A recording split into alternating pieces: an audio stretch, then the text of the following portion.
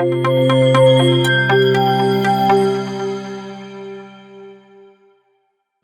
اللہ الرحمن الرحیم۔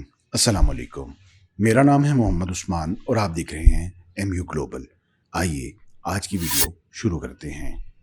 ہندوستان کو 18ویں صدی کے وسط سے 20ویں صدی کے وسط تک 200 سال سے زیادہ عرصے تک انگریزوں نے نو آبادیاتی بنایا۔ اپنے دور حکومت میں انگریزوں نے منظم طریقے سے ہندوستان کے لوگوں پر ظلم اور استحصال کیے۔ اس ویڈیو میں ہم انگریزوں کی طرف سے مقامی ہندوستانیوں پر ڈھائے جانے والے مظالم کی مختلف شکلوں اور ان کے نتائج کا گہرائی سے جائزہ لیں گے۔ نمبر 1، معاشی استحصال۔ انگریزوں نے اپنے کاروبار سے ٹیکسوں، محصولات اور منافع کی صورت میں ہندوستان سے بہت زیادہ دولت نکالی۔ برطانوی ایسٹ انڈیا کمپنی، جس نے 1858 تک ہندوستان پر حکمرانی کی، ہندوستان میں تجارت، خام مال کی برآمد اور تیار کردہ سامان کی درآمد کے ذریعے بہت زیادہ دولت کمائی۔ تجارت اور ٹیکس پر کمپنی کی اجارہ داری ہندوستان کی دولت کو برطانیہ منتقل کرنے کا باعث بنی، اور ایک تخمینے کے مطابق 200 ملین پاؤنڈ سالانہ ہندوستان کی دولت برطانیہ منتقل ہوتی رہی۔ دولت کی اس منتقلی نے ہندوستانی معیشت پر شدید اثرات مرتب کیے، جس کے نتیجے میں زراعت، صنعت اور بنیادی ڈھانچے میں بہت سی کمیاں واقع ہوئیں، اور ہندوستانی معیشت برطانوی سرمایہ کاری اور ٹیکنالوجی پر منحصر ہو گئی، جس میں مقامی کاروباری افراد کے لیے بہت کم گنجائش تھی۔ ہندوستان میں برطانوی پالیسیوں کی وجہ سے دیسی اور لوکل صنعتیں تباہ ہوئیں جو صدیوں سے پروان چڑھ رہی تھیں۔ انگریزوں نے ہندوستانی اشیاء پر محصولات متعارف کرائے جس سے وہ مہنگی ہو گئیں، جبکہ برطانوی اشیاء نے ہندوستانی بازاروں کو بھر دیا۔ اس کی وجہ سے روایتی صنعتیں جیسے ہینڈ لوم کی بنائی، ریشم کی پیداوار اور دھاتی کام کا زوال ہوا۔ انگریزوں نے ہندوستانی کسانوں کو خوراکی فصلوں کے بجائے کپاس اور افیون جیسی نقد آور فصلیں اگانے پر مجبور کیا، جس سے قحط اور بڑے پیمانے پر غربت پھیل گئی۔ اس پالیسی کے نتیجے میں مٹی اور ماحولیات کی تباہی بھی ہوئی، اور جس کے نتیجے میں طویل مدتی ماحولیاتی نقصان ہوا۔ انگریزوں نے ایسی پالیسیاں متعارف کروائیں جو کہ اس بات کو یقینی بناتی تھی کہ ہندوستان برطانوی اشیاء پر ہمیشہ منحصر رہے۔ انہوں نے غیر منصفانہ تجارتی معاہدے کیے اور اپنی فوجی اور سیاسی طاقت کا استعمال کیا، جس نے انہیں ہندوستان کے ساتھ تجارت کے لیے خصوصی حقوق دیے، جبکہ ہندوستانی تاجروں کو دوسرے ممالک کے ساتھ تجارت کرنے سے روک دیا گیا۔ انگریزوں نے سامان کی نقل و حمل پر اجارہ داری قائم کرنے کے لیے ہندوستانی بندرگاہوں اور جہاز رانی پر اپنا کنٹرول استعمال کیا، جس کی وجہ سے ہندوستانی تاجروں کے لیے اپنی اشیاء کی تجارت کی نقل و حمل مہنگی ہو گئی۔ اس غیر مساوی تجارت کی وجہ سے دولت ہندوستان سے برطانیہ منتقل ہوئی، جبکہ ہندوستان غریب رہا۔ انگریزوں نے ایسی لینڈ ریفارمز متعارف کروائیں جس کی وجہ سے ہندوستانی کسان اپنے زمینی حقوق سے محروم ہو گئے۔ ہندوستانی کسانوں سے برطانوی زمینداروں کو زمین کی منتقلی ہوئی، جنہوں نے کسانوں کو زبردستی کرایہ ادا کرنے پر مجبور کیا۔ انگریزوں نے زمینداری نظام بھی متعارف کروایا، جس نے برطانوی حکمرانوں اور ہندوستانی کسانوں کے درمیان ثالثوں کا ایک طبقہ پیدا کیا۔ ان ثالثوں کو کسانوں سے ٹیکس وصول کرنے کا حق دیا گیا، جس سے بڑے پیمانے پر بدعنوانی اور استحصال ہوا۔ نمبر 2، ثقافتی جبر۔ انگریزوں نے ہندوستان میں ایک تعلیمی نظام متعارف کروایا جس کا مقصد ہندوستانیوں کا ایک ایسا طبقہ تیار کرنا تھا جو برطانوی انتظامیہ کی خدمت کرے۔ انہوں نے اس نصاب کو ہندوستانی ثقافت اور تاریخ کو دبانے اور برطانوی ثقافت اور اقتدار کو فروغ دینے کے لیے ڈیزائن کیا۔ انگریزوں نے انگریزی کو ذریعہ تعلیم کے طور پر بھی متعارف کرایا، جس کی وجہ سے ہندوستانیوں کے لیے تعلیم تک رسائی مشکل ہو گئی۔ اس پالیسی نے مؤثر طریقے سے پڑھے لکھے اور غیر تعلیم یافتہ کے درمیان لسانی تقسیم پیدا کر دی۔ انگریزی سے تعلیم یافتہ ہندوستانی ایک مراد یافتہ طبقہ بن گیا۔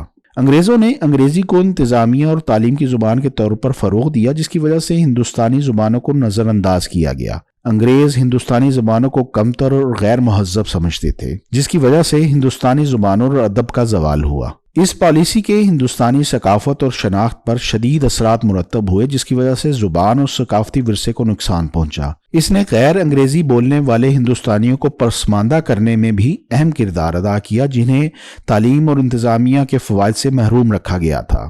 دوسری جانب انگریزوں نے ایسی پالیسیاں متعارف کروائیں جن کا مقصد ہندوستانی مذاہب کو دباتے ہوئے عیسائیت کو فروغ دینا تھا۔ انگریزوں نے ہندوستانی مذاہب کو قدیم اور بت پرست کے طور پر دیکھا اور ہندوستانیوں کو عیسائیت میں تبدیل کرنے کی کوشش کی۔ انگریزوں نے ایسے قوانین بھی متعارف کروائے جو غیر عیسائیوں کے خلاف امتیازی سلوک کرتے تھے، جیسا کہ Christian missionary activity inquiry act, جس نے غیر عیسائی مذہبی تنظیموں کی سرگرمیوں کو محدود کر دیا۔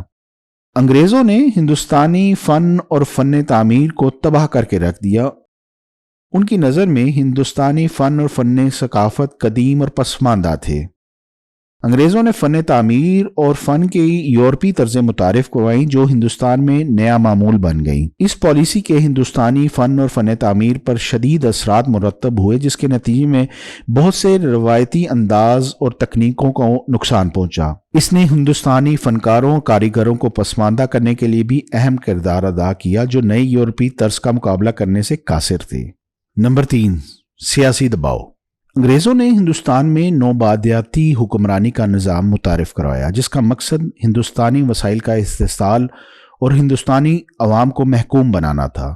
انگریزوں نے ایسے قوانین متعارف کروائے جو ہندوستانیوں کے خلاف امتیازی سلوک کرتے تھے، جیسا کہ 1860 کا انڈین پینل کوڈ، جس نے پرامن احتجاج اور اختلاف رائے کو جرم قرار دے دیا۔ انگریزوں نے ڈیوائیڈ اینڈ رول یعنی تقسیم کرو اور حکمرانی کا نظام بھی متعارف کروایا، جس کا مقصد ہندوستان میں مختلف برادریوں جیسے کہ ہندو مسلمانوں کے درمیان تقسیم پیدا کرنا تھا۔ یہ پالیسی برطانوی راج کے خلاف ہندوستانی مزاحمت کو کمزور کرنے اور برطانوی تسلط کو یقینی بنانے کے لیے بنائی گئی تھی۔ انگریزوں نے ہندوستانی قوم پرستی کو دبا دیا، جو 19ویں صدی کے آخر میں برطانوی حکمرانی کے رد عمل کے طور پر ابھرا۔ انگریزوں نے ایسے قوانین متعارف کروائے جو سیاسی سرگرمیوں پر پابندی لگاتے تھے، جیسے کہ 1910 کا انڈین پریس ایکٹ، جس نے برطانوی حکومت کو اخبارات اور اشاعتوں کو سینسر کرنے کا اختیار دیا۔ انگریزوں نے کئی سیاسی رہنماؤں کو بھی گرفتار کر کے جیلوں میں ڈال دیا۔ انگریزوں نے ہندوستانی بغاوتوں کو دبانے کے لیے بھی طاقت کا استعمال کیا، جیسا کہ 1919 کے امرتسر کے قتل عام، جہاں برطانوی فوجیوں نے سینکڑوں غیر مسلح ہندوستانی مظاہرین کو ہلاک کر دیا۔ انگریزوں کی ڈیوائیڈ اینڈ رول پالیسی کا مقصد مختلف برادریوں کے درمیان تقسیم پیدا کرنا تھا۔ اس پالیسی نے فرقہ وارانہ کشیدگی اور تشدد کو جنم دیا، جیسا کہ 1947 میں ہندوستان کی تقسیم، جس کے نتیجے میں ہندوستان اور پاکستان وجود میں آئے۔ تقسیم کے نتیجے میں لاکھوں لوگ بے گھر ہوئے اور ہندوؤں اور مسلمانوں کے درمیان بڑے پیمانے پہ قتل و غارت ہوئی۔ انگریزوں نے سیاسی نمائندگی کا ایک نظام متعارف کروایا، جس کا مقصد برطانوی تسلط کو یقینی بنانا تھا۔ انگریزوں نے 1919 کا گورنمنٹ آف انڈیا ایکٹ متعارف کروایا، جس نے ہندوستان میں مختلف کمیونٹیز کے لیے الگ الگ ووٹرز کا نظام متعارف کروایا۔ اس پالیسی کی وجہ سے بعض برادریوں کو پسماندگی کا سامنا کرنا پڑا، جیسے کہ دلت، جنہیں سیاسی نمائندگی سے باہر رکھا گیا۔ انگریزوں نے اپنی حکمرانی کو برقرار رکھنے کے لیے تشدد اور جبر کا استعمال کیا، کسی بھی مزاحمت کو دبانے کے لیے طاقت کا استعمال کیا۔ انگریزوں نے اختلاف رائے کو دبانے کے لیے تشدد اور قید کا بھی استعمال کیا۔ بہت سے ہندوستانی آزادی پسندوں کو جیل یا جلا وطن کر دیا اور بعد میں ان کو پھانسی دے دی گئی۔ اس تشدد اور جبر نے ہندوستانی عوام میں برطانیہ کے خلاف نفرت کو مزید ہوا دی، جس سے برطانوی حکام پر اعتماد ختم ہوتا گیا۔ برطانوی حکومت کے ان اقدامات کی وجہ سے لاتعداد جانیں ضائع ہوئیں اور ہندوستانی آبادی میں شدید غم و غصے کی کیفیت برقرار رہی۔ انگریزوں نے مختلف طریقوں سے ہندوستان کو لوٹا اور یہاں کی عوام کو ظلم و ستم کا نشانہ بنایا، جس کی وجہ سے اس خطے کے لوگوں کو دیر پا نقصان پہنچا۔ معاشی استحصال، ثقافتی جبر، سیاسی جبر اور تشدد سے آنے والی نسلیں متاثر ہوئیں، اور اس کے اثرات اب بھی ہندوستانی اور پاکستانی قوم پر محسوس کیے جاتے ہیں۔ امید ہے آپ کو آج کی ویڈیو پسند آئی ہوگی، تو لائک ضرور کر دیجیے گا اور کامنٹ میں اپنی رائے سے آگاہ کیجیے گا۔ چینل کو سبسکرائب کر دیجیے گا تاکہ آنے والی تمام معلوماتی ویڈیوز آپ تک پہنچتی رہیں۔ بہت شکریہ۔ اللہ حافظ۔